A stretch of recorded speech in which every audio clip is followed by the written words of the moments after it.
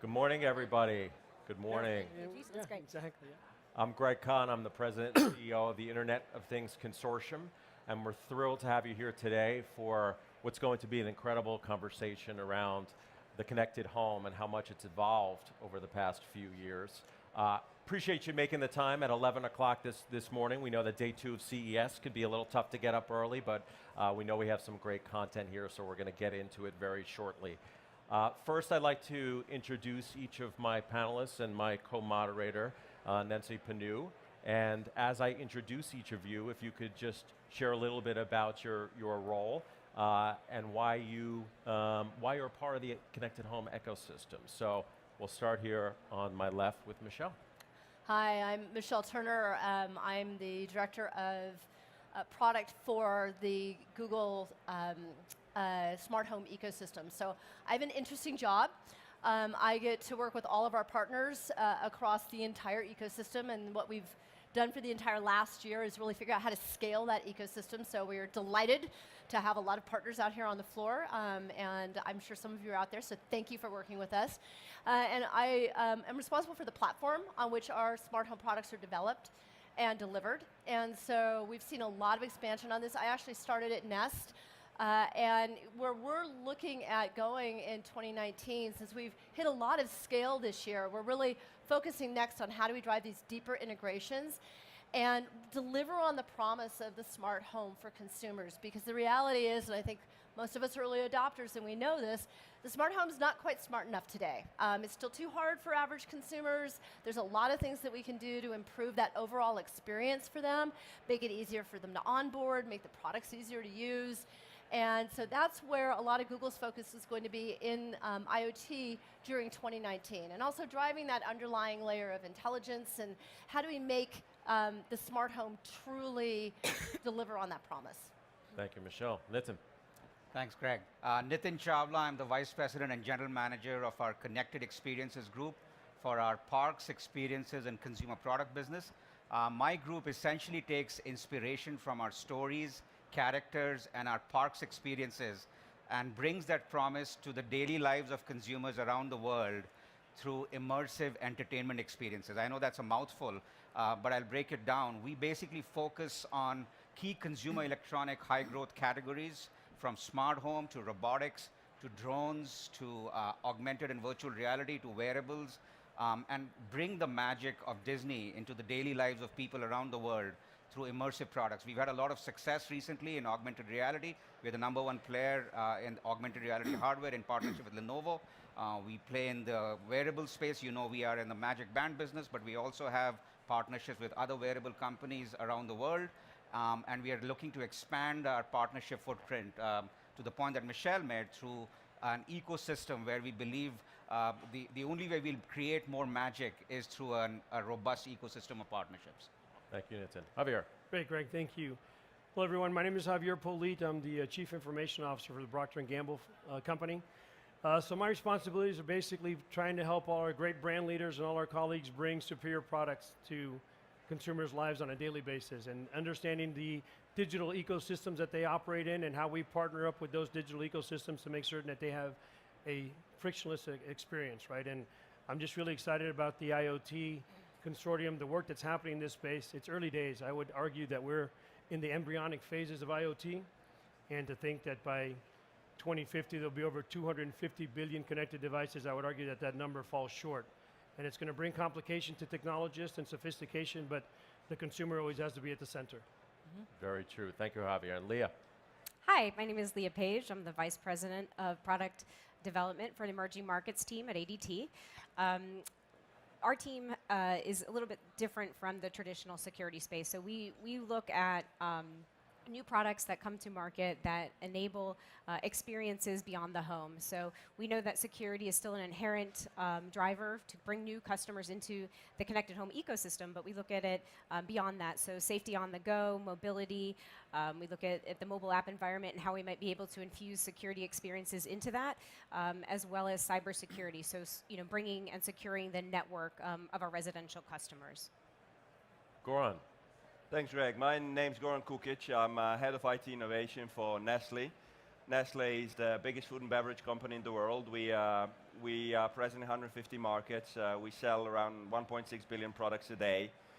We have around 2,000 brands, so quite complicated. What my team looks after is about new and novel technologies and how digital and digital services on top of our traditional food offering can increase the consumer's experiences in any way. So we're looking at a number of different technologies and looking from ideation through concept development, trying to understand what would be the impact on our brands, what would be the impact on our markets, and then where it's appropriate, scale that out. And the Internet of Things has been one of those very first technologies we started to look at, and I believe we're in a very good and mature space from the consumer perspective in IoT, and I'll be happy to share more about it later. Terrific. Thank you. And to Nancy, who's going to share a couple of statistics to lead us off in this conversation this morning. Yeah, so hi, I'm Nancy Pennou. I'm the Business Development Manager of the Internet of Things Consortium, and together we're going to co-moderate on this panel and look forward to a great conversation around connected home business models and partnerships. So I wanted to share a few interesting news and statistics around connected home to underscore the level of growth and the disruption that's taking place in this field. Right now we're at CES, as everyone knows, and I want to share some of the latest figures that have that have been developed from CTA 2 days ago. So, according to CTA, the U.S. consumer technology industry will hit a record-breaking $398 billion in retail revenues in 2019, which is a 3.9% year-over-year growth. In smart home, 29.4 million units will be sold in 2019, which is a 23% year-over-year growth, accounting to $4.6 billion in revenue. And smart speakers, which are broken out separately from the smart home units, will show a 5% increase year-over-year, accounting for $3.2 billion in revenue, with 36.6 million units being sold in 2019. We also looked a little bit into the announcement that Parks Associates made, which are our friends. According to them, more than 40% of US broadband households will find the smart home concept appealing in their own home. 50% of consumers 50 and older are very interested in emergency panic button services for emergency systems in their homes, and 25% of the US broadband households plan to buy a smart video doorbell in 2019, which shows that the market for IoT consumption and consumer products is there, and US consumers are very open to adapting to it. Thank you, Nancy. And so you can see here, if we were having this conversation even 3 years ago, it would be a very different group of individuals. And first, I want to thank and congratulate Javier and Alan and the team at Procter & Gamble for your first major CES. And we're going to start with you, Javier. So here's your first major exhibition at CES. In our calls leading up to this chat today, you spoke about the lines between physical and digital products are blurring, right? How does Procter & Gamble, a trusted brand, 100+ years old, with so much history, such a well-established customer base, how do you use this information to create new connected products? Well, Greg, you are right. We have a rich history. We're 181 years young this year, and we've always been known as an innovation company, and we've always had a consumer at the center, and we have a lot of data that understands through neuroscience, through cognitive mapping, studying behaviors, what consumers' preferences are, what products we're going to innovate to simplify and improve their daily lives. But I would argue we think we need to look at things a little differently today. I think we need to understand our consumers in the sense that what are their daily digital regimens, and where are they going to complete those digital regimens, and how we collaborate with those technology companies and great companies like those here on stage today to provide our consumers with things that improve their lives on a day-to-day basis. And it is getting complicated and sophisticated, like you heard me say earlier. 230+ billion devices connected in 2050 is going to bring a lot of complication in regards to the 4 C's that I always talk about of IoT, right? In regards to how do we collect data, how do we compute that data, how do we collaborate, right? And I think the collaboration dimension is critical, because we need to make certain that we understand our consumers' experiences and make certain that they're frictionless. Thank you, Javier. And that's what the IoTC is all about, and bringing together great partners like this for these types of collaborations. Nancy. Michelle, in our conversations, we spoke about how, as an industry, we can work harder to make the ecosystem more, move from being functional to more lifestyle oriented. How does Google approach this, and what are the specific use cases that you see unfolding in the connected living room for 2019? Yeah, I think it's really interesting. Like the early adopters, many of us, we have your connected security camera for a single use case, or the doorbell, or the Nest thermostat. And we kind of grew up with these individual items, and for a long time, most of us had one, maybe two connected devices in our home. Well, now we're seeing much more of a plethora of devices entering the home. And Google started thinking about it differently, which is, the reality is most consumers have a smart device in their house. They may have a smart TV, and they just don't know how to cook that up.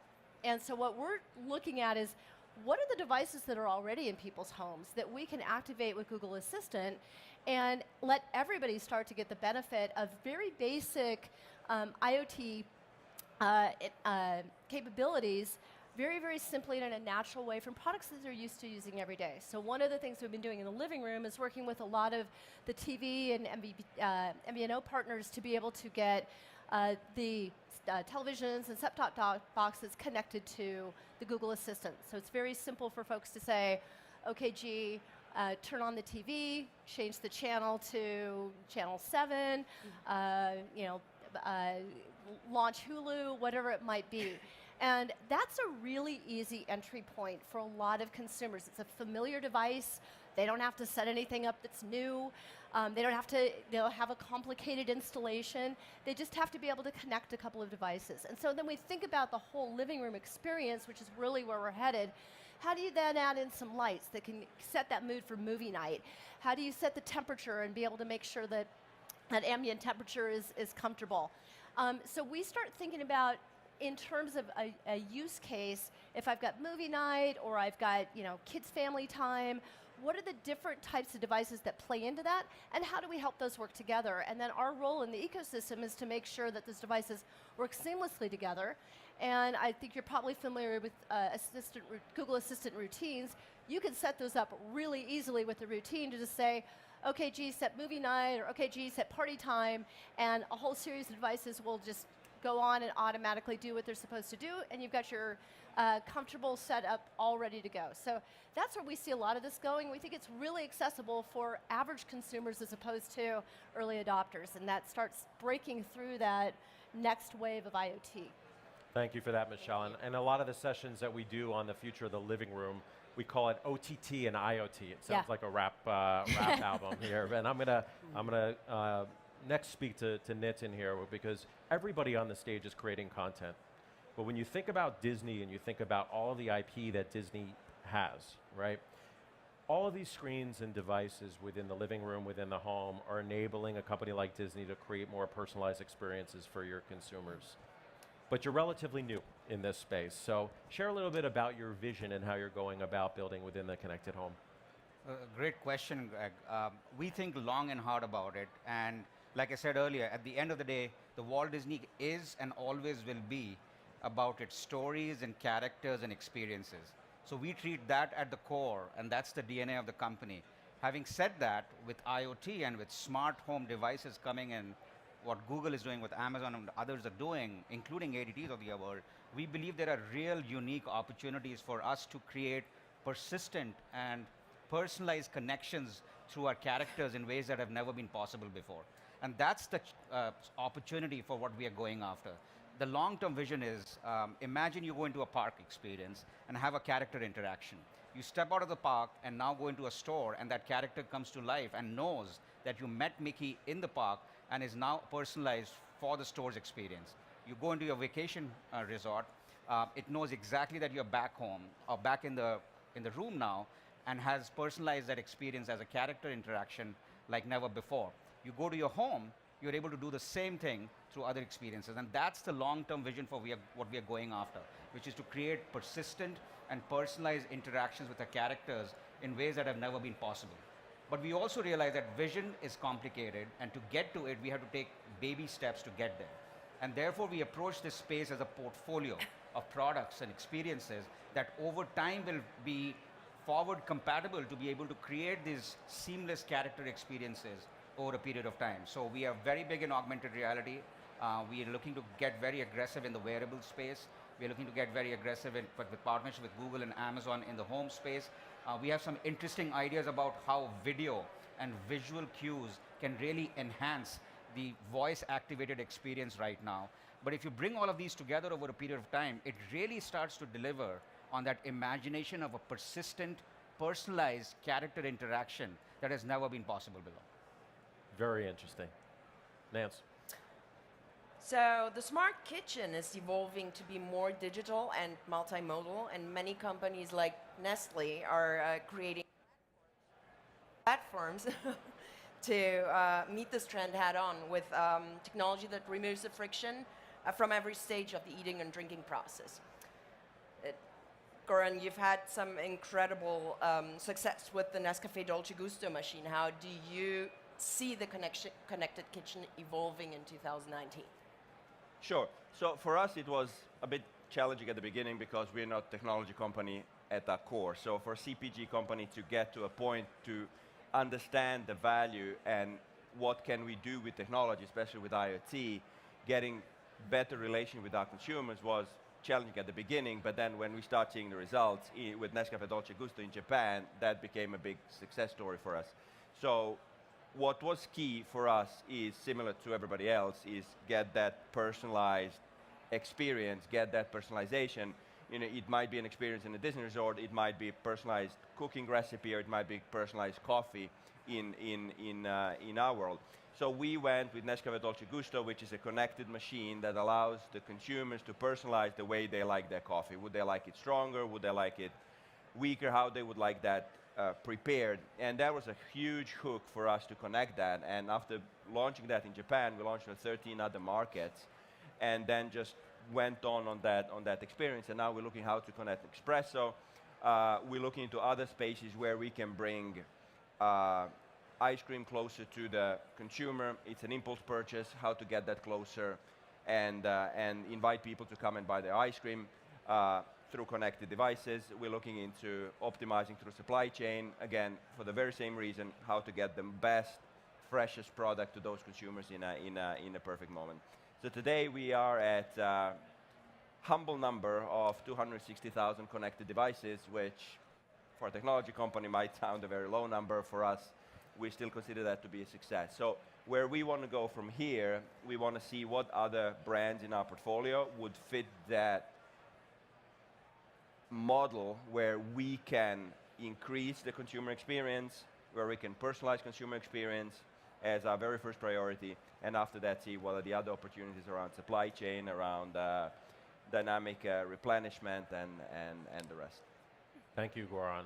Okay, Leah, we're going to talk a little bit about security, which Sure. is has always been an important topic with IoT. It's it's probably more important than ever to talk about with respect to IoT. So today's consumer, everybody here is more concerned about security than ever before, but IoT is taking a really interesting approach as it relates to security, and you kind of touched on this in the intro a little bit, focusing not just on the physical home itself, but moving more to the individual and thinking about personal security wherever she or he is around their environment.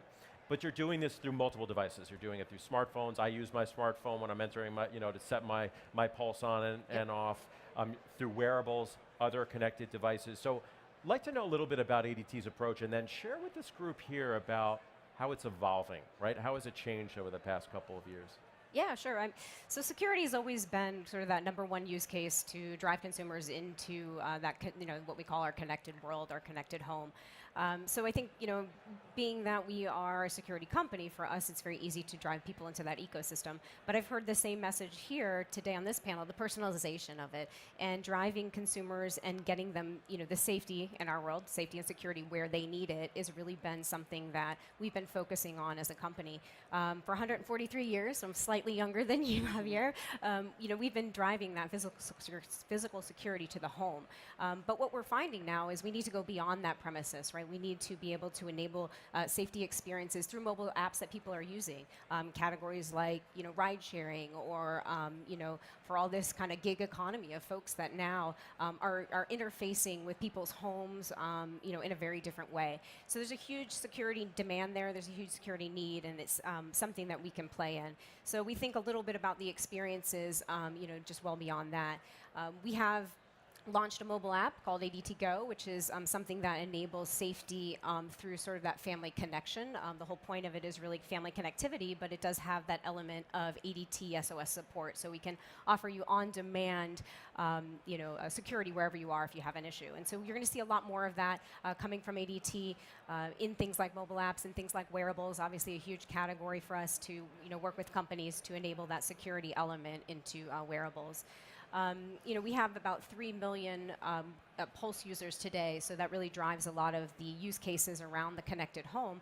But as we talk and think about some of these new unique experiences, it's all bringing all of that together. And I know we're going to talk about that in a little bit about, you know, driving the experiences through not just what we're core at in each of our companies, but how we drive it together. And as an industry, how do we really bring this dream that we've been talking about for a long time of connected home together? So we look at it that way. We have a great, you know, core base of customers that we drive this core security experience, and now we want to drive it beyond the home into some of these new categories to really continue to enable security on the person where they are and get them the help they need when in fact they need it.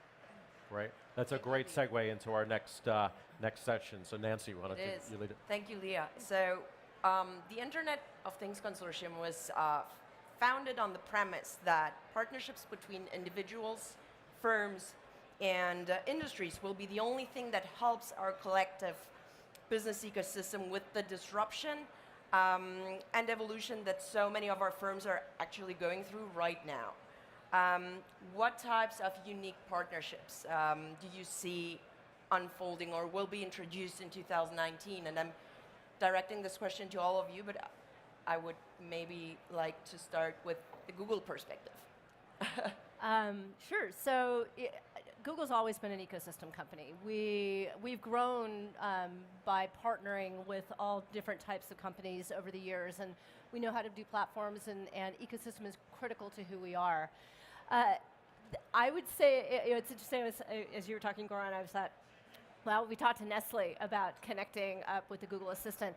There are just, I think the IoT area starts making for really interesting partnerships from highly, very, very technical companies with extremely deep tech stacks in a variety of areas, from AI to everything else, to consumer technology or consumer goods companies. And I think those are some of the more interesting areas when I sit down with appliance manufacturers or folks that are in the cooking space and start figuring out how do we make the user's life better? How can we benefit like the daily life of consumers? Because Google's in that in many ways, but we don't necessarily touch the kitchen, right? We don't necessarily touch other parts of the home where a lot of our partners do. So I just think in my role in general, I talk to so many different types of partners, and we are doing so many creative things together to benefit customers and users and make their life better around just the daily things that they do.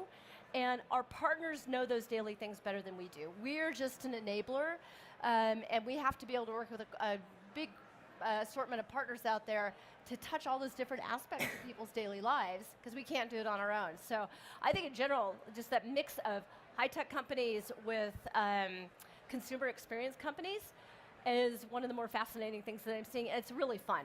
It's really fun. The things we get to do together, really interesting. Javier, your perspective, what unique partnerships are interesting to people? Look, I think these ecosystems are going to continue to get more complicated and sophisticated. The IoT movement starts with raw materials all the way inventory to consumer consumption, and that's why I'm a big believer of looking at those 4 C's and the collaboration being the biggest point. Understanding ecosystems that our consumers operate in, how we simplify their lives, and companies are going to have to come together and collaborate to really make frictionless experience for our consumers, and it's going to get very, very sophisticated. I think the advent of 5G is going to come into play. You have the networking aspect as more connectivity, more connected devices come into the world. I think when you get into the house, you're going to have natural language processing to look at. You're going to have AI in the house. You're going to have connected devices. It's going to get complicated, and we need to make certain that we collaborate and with open structure, open architecture systems to make certain that we fulfill consumers' needs frictionlessly. It's a great point. So in coming here today, a colleague of mine from Ford kind of mentioned the evolution of what CES, the Consumer Electronics Show. There's now another part of CES, which they're calling the Content and Context. I don't know what the E stands for, but show. So there's this interesting kind of evolution between devices and now content. And so I think what's interesting being here today at P&G, we've already spoken so much about the individual and the consumer and about personalization. I want to spend a minute talking about storytelling, because I think what has held back the connected home industry, let's be honest, of reaching what the marketplace potential is of this space, is partially storytelling, right? Yeah. It's a very complex environment. There are a lot of different players. Consumers don't really understand what all the benefits are. So I want to start with Nitin, because Disney is such a storytelling company, but how can we as an industry do a better job of taking the consumer along this journey? And what role do you see storytelling play to get consumers to actually adopt these devices more regularly and see more benefits in purchasing them? I think that's a great question, Greg. And by the way, we think long and hard about it, because for us, everything starts with experiences and stories.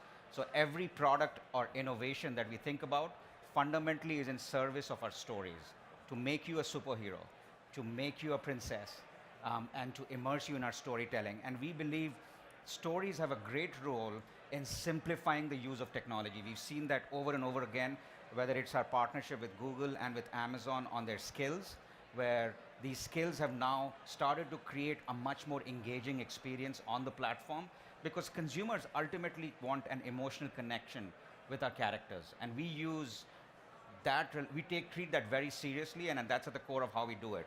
I'll give you another example of wearables. We partnered with Garmin about 18 months ago for activity trackers, which was a business that was just taking off for them. But in our partnership over the last 12 to 18 months, we have now become a market leader in the US for activity trackers for kids in the age group of 4 to 10, because we've been able to, again, use our stories as a way to create these engaging experiences to improve the daily active usage of these products. And so I think what you are talking about is basically our bread and butter, and we ultimately start everything that we do in service of our stories. Another example is a partnership with Lenovo, where we delivered the world's best lightsaber experience. We didn't say this is an augmented reality product. We said, do you want to wield the world's best lightsaber? And we did create the world's best lightsaber hilt, along with a designed headset with a slip-in phone that could now make you interact with the characters unlike ever before. Again, examples of how stories can especially play an important role when adoption is in its infancy in these areas. And through emotional connection, by staying true to the stories, we are able to create more awareness and adoption and engagement. So Nitin, Goran, I'm going to throw it to you as well. I mean, I think in the CPG world, stories also help consumers fall in love and replenish and buy more products. So at Nestle, and you oversee innovation, but how are you thinking about storytelling? As you're going on the IoT journey and thinking about development for the smart home, how are you thinking about kind of marrying the storytelling approach that you've taken for so long for other types of products and services and bringing that into your connected home products? Sure, and similar to P&G, we are a very brand-oriented company, and we understand the value of storytelling and what that means to enhance the brand image. So the way we launched IoT was mostly in the coffee space, and I think we have few very, very famous Nespresso ambassadors trying to get that story and trying to bring people that experience of that first smell of coffee in the morning. Where that, I think, will come even more to life is around cooking, is around family time, is around evoking that sentiment of preparing the meal together, enjoying that family time together, bringing people around the table. So we're putting a lot of effort in how to, in a connected kitchen space, where we will have so many players with different appliances, how to get that experience where family gets together, they prepare a recipe, they have a way to prepare that in a good way that overcomes that fear of failure through good experience, through storytelling, through celebrity chefs coming to their home through having great brand stories into explaining why is that the way that something should be prepared or should be done. So I think we're in a good way to do that, and we're investing significantly in the overall recipe space where we really think we should be present as a food company. Terrific. Nancy. So the next question is around voice activation, and I think, Michelle, you talked a little bit about it, but so voice activation is one of the main topics being addressed during this conference and also in our gathering today. And it represents clearly one of the more well-socialized applications in the Internet of Things technology in general, and is being adapted by many, many companies like Google, Amazon, Samsung, and others, very big players. So we were thinking about new use cases that consumers could think about in the voice, with the new type of voice experience, and what use cases are those, and how do you think they could make our lives easier and better? Nitin, maybe you? Sure, yeah. I mean, in fact, Michelle and I were just talking on the sidelines of this conversation, how we are reaching a tipping point with the adoption of these devices in hundreds of millions of homes globally. The reality of it is a large part of the use cases for voice-activated interactions are either limited to music or to utilities. And I think that's the challenge that Googles and Amazons of the world are trying to address.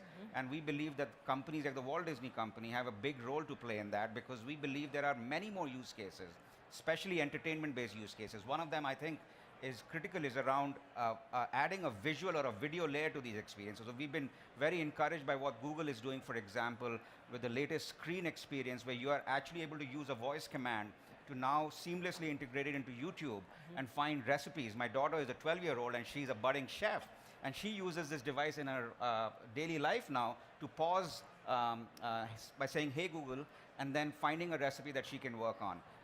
Games and interactivity, we believe, has a big role to play with voice-activated platforms.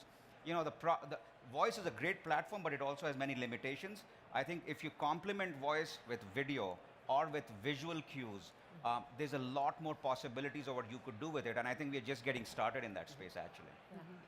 Goran. Yeah. If I may, and we had a very successful launch with Google, and we launched together. We were launch partners in Mexico, and we launched on Google Home on Recetas Nestle, which is the biggest Spanish-speaking recipe platform in the world. So we launched exactly that type of cooking experience where we would help users to bring recipes to life through voice experience, which for us was a very nice example of what are the other ways to use voice. And as a next step, and that's exactly where we want to go, like how to bring visuals and how to make that even more interactive. My daughter will thank you for that recipe. Yeah, if I can just chime in. So I have a stat that's not authorized, so I won't say the number, but it was an astounding number of people on Christmas Eve on Google Home Hub that were looking up recipes. So we saw our recipe activation on Christmas Eve. It's around the holidays, and everybody's preparing their family meals, and so recipes is taking up. But I do think there's something about marrying a visual display with the voice display that, because you've got the contextual content, that takes it to the next level, whether it's recipes, whether it's maps, whether it's a YouTube video, a game. You know, being able, I was just talking to somebody this morning about, there are some recipes that are old family recipes that a lot of newer generations don't necessarily know how to do. So you can fire up a YouTube video that can tell you, how do I brulee something, right? So it's just that combination of what you can do with a visual display like the Google Home Hub on top of voice, and then unique content that takes all of this, I think, to the next level for consumers. And I think that's a really interesting thread to take into 2019, kind of this layer of video and voice. And I want to also tee it up to Leah here as well, because in security, it's not just, it's certainly interesting in recipes in the connected home. I have a Ring device at home. I see who comes while I'm here at CES. My kids actually call me from the Ring device, and they do make videos, and they share it with me. And sometimes, occasionally, if someone's at the doorstep that shouldn't be there, I will chime in with my voice, and it kind of scares them a little bit that who is this, third party that's kind of omnipresent there. But I mean, video and voice together in security is also becoming a very powerful combination too. Would you say that that is the case at ADT, that you're seeing that? Yeah, absolutely. It's interesting as we're talking about voice. I think as an industry, we did a great job in planting in a lot of these voice-activated devices, and then didn't tell the story. We forgot. What is it? So I'm going to teach people how to speak to a device in a certain way, but it almost is an unnatural way for them to do that. And we've progressed forward now beyond that, right, with Amazon and Google and a lot of more natural ways to talk. I think security played in as a very natural sort of basic use case there to get people talking in their home. Think about it. 3 years ago, you didn't talk to your devices, and now you can't shut up about them. I have young kids that's all they're ever going to know. I tell a very funny story, and it's true. My 4-year-old, she ordered Amazon lollipops via so we would be receiving all these lollipops all the time. We didn't know, but I think the technology aspect of it's really interesting. I think now with the marriage between video and voice, that's really what's going to take things to the next level. From a security standpoint, I couldn't agree more. Having video doorbells and peripherals around the home that again can help help you understand what's happening and be able to even ward off people that shouldn't be there is a very interesting use case. We announced an ADT video doorbell here at CES, and so we've had a ton of success with that. So again, moving that that panel-based system that everybody knew in the security world beyond the borders, even to the front and to the peripherals of your home, is a very important security aspect that we're seeing. So we could easily make this a whole day session. I want to touch upon one thing in the setup. We kind of set this up to talk about the growth and also the challenges from a business model perspective. All of you represent different companies in different industries, right? And you have different metrics that you're trying to convince consumers to buy your products and services. And as we mentioned, one of the hindrances to this space has been the storytelling, kind of the emotional approach to get people to realize the value of all these products or services. So what I want to spend a minute on is the pricing and sort of the business model kind of approach. We're not going to get there in 5 minutes, but I think it's an important topic to discuss. I mean, let's get real for a minute. Who's going to pay for all of this stuff, right? We're all creating all these interesting devices and content, and there's a limit of disposable income that most of the consumers that we're trying to reach. And so the question is, I want to start with Leah here because we had a really interesting conversation on the ADT side about, is it going to be an a la carte basis? Is it going to be a subscription basis? Or is it going to be some combination of the two? Because you were sharing, and share with this audience a little bit more about how the consumer thinks about their bill, their ADT bill, and how they think about additional services like doorbells, et cetera, that are now being added to their security bill. Yeah, I think that there's an idea that if you own that relationship, that billing relationship with the customer, that you can automatically just, append new services or additional services to it. We were joking when we had a pre-call, and they're like, yeah, but you already, as ADT, you own that relationship. And that is true, but the other piece to it is if you start adding additional services, that total monthly bill now, there's an impact to the customer. If they're used to paying a certain amount every month, and all of a sudden that amount jumps, it causes a few things. It causes them to go back and look at their core set of services and understand, and then reevaluate for a moment, do I want all of these services? So one of the things that we're taking a quick, a very deep look at is, whether or not appending all of these additional services is really the right thing to do, especially in a world like ours where we have a long-term billing relationship with the customer. So I think that's one sort of interesting aspect to it. I think the answer from that will lead to potentially different types of new business models and engagements with customers, whether it's credit cards or over app stores, or how we want to actually engage with them to build them properly in a way that makes sense, where they're not constantly reflecting on the total amount of what they're being charged from one entity. And Michelle, I want to ask you that question too. I mean, certainly Amazon has done a great job of sort of bundling their content and their technology and the retail aspects. So has Google, right? And YouTube TV and many of the other assets that you have within the organization. But is there a limit? How much are consumers really going to buy in the overall ecosystem? I'm just curious about your approach. Of course, we all want to grow. But how do you think about kind of the limits and in terms of just how do we think about conveying the value to the consumers? Yeah, I think that's the key, is what you just said, is how do we convey the value to consumers? And it goes back to storytelling, but it also goes back to like, what is that real, what are those use cases that make the cost so worth it? What is it when somebody, you catch the burglar at the door, right? Or mom fell, like I have, my mother-in-law has dementia, and I have 7 Nest cams around her house.